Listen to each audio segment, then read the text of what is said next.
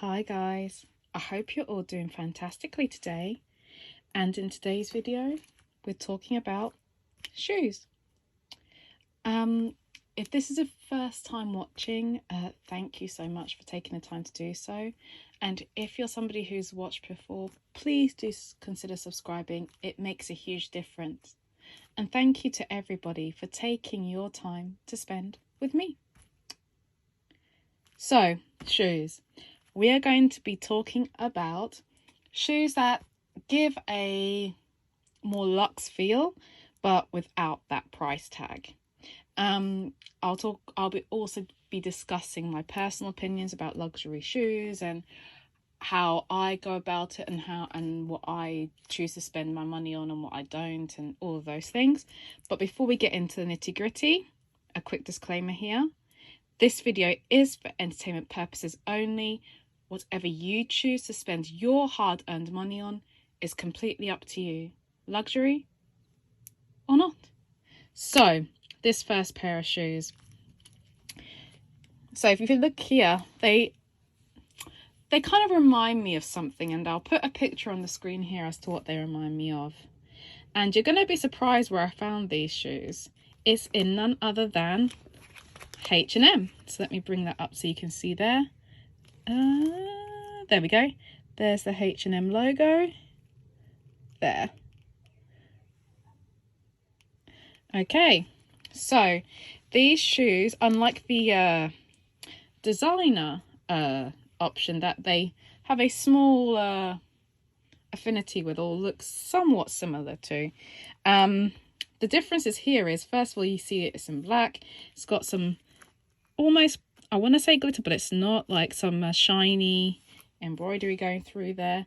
And these turn locks don't actually work. They are actually Velcro. So if I pull here, you can see it is adjustable. The same for the front. And the same for the back. Now, the price I paid for these was $29.99 GBP. And there are some prices in some other currencies. But that's the price I got them for, $29.99. Please check locally with your own local stockist how much they charge for these and if they're in stock where you are. So these do also come in a lighter tone. Let me bring those in so you can see here, and I'll just put them so you can see them both side by side. Now this pair has that white or cream and beige and kind of, yeah, I want to say like a taupey colour. So let me bring that a little closer so you can see the colour there. And then there's the black on black with the gold. So both have gold hardware, well, gold coloured hardware. Let me be very specific, right? These are H&M, so they're not going to be super, like, you know, solid gold. This is a hard rubber insole, so if I push there, you can see it's moving. There's some flexibility to the shoe, you can see there. Minimal flexibility, but it does move. Okay, now why did I opt for these shoes? So I like to be able to experiment in the summer with kind of stuff which is more of a trend as opposed to a long-term thing here to stay. And I really liked these shoes. I wasn't willing to invest in a designer brand, but I wanted something that had that large kind of granddad-esque sandal feel, but somehow more feminine, more tailored, more tapered. So I liked this because it kind of has that that detailing and embroidery here, which elevated the shoe, right? But it's still in heart a basic, you know, a basic sandal, and I really enjoyed that. So when it comes to designer shoes, I really struggle. Mainly because feet change so much, or at least mine do. So depending upon how active I am that day, depending upon, you know, where I'm going and what I'm doing, all of these change how shoes fit my feet, right? Even wearing socks and not wearing socks, sometimes, you know, all of these things can adjust, you know, where your feet are. So that's why I tend not to opt for luxury shoes. I really enjoy just wearing normal, regular, everyday sneakers and boots and things like that in winter, and those tend to work year after year. And if these get wear or tear, because let's be honest, when it comes to feet, you know, we're pounding the pavement, walking every day, especially depending upon where you are in the world. You might be someone who's a commuter, who's constantly on your feet. You know, the shoes do get quite a beating, and you can put protectors and sprays and all these things, but ultimately they're going to show wear and tear far more quickly as opposed to other accessories such as handbags. So when you make the investment in the shoe, you know, it's not going to stay pristine. There's also the other issue of, you know, if I want to let go of these shoes because they no longer fit, then, you know, what you're going to get for them resale is going to be relatively little in comparison to what you paid. This is, again, just my opinion, but looking online, I don't seem to find that these items hold their value over time. So that's also a challenge. So these are the H&M. Let's move on. Now, this shoe here was quite reminiscent of another one that I saw that is luxury. So let me put that on screen here. What I really liked about this shoe, and you can see it's Marks and Spencer's, these are actually leather upper. You can see there, leather upper, logo there. It has a small block heel, so I can wear it, but it's not going to, like, you know, wear out my feet because it's not going to be too uncomfortable. But with that leather, it's going to be, you know, it's going to feel nicer on the feet during the warmer weather. So yeah, I really like this shoe. Purchased it. And the price on this here is £45, but please do check with your local stockist the price. And these shoes also come in black, so let me grab that as well. So the black is black and white or black and cream, and this is a nudie tone and a, is that black or is that navy? No, it's black. So yeah, the two different colors. Yeah, so like a lot of people, right, like a lot of others, if you see something you like in one color and it fits well and comfortably, you tend to go for it in two. And I'm a half size, so for me this was great because often these kinds of shoes at the more reasonable price point, well, I shouldn't say that because reasonable is, you know, what's reasonable, yeah? But things that are below the luxury price point, half sizes don't tend to be as commonplace. And I tried these on, they fit great, and so I went, yep, I'll grab those straight away. And I don't know about you guys, but I tend to find these days, if you see something you like and it fits and it looks good and you want to get it, if you don't kind of buy it relatively quickly, it tends to sell out.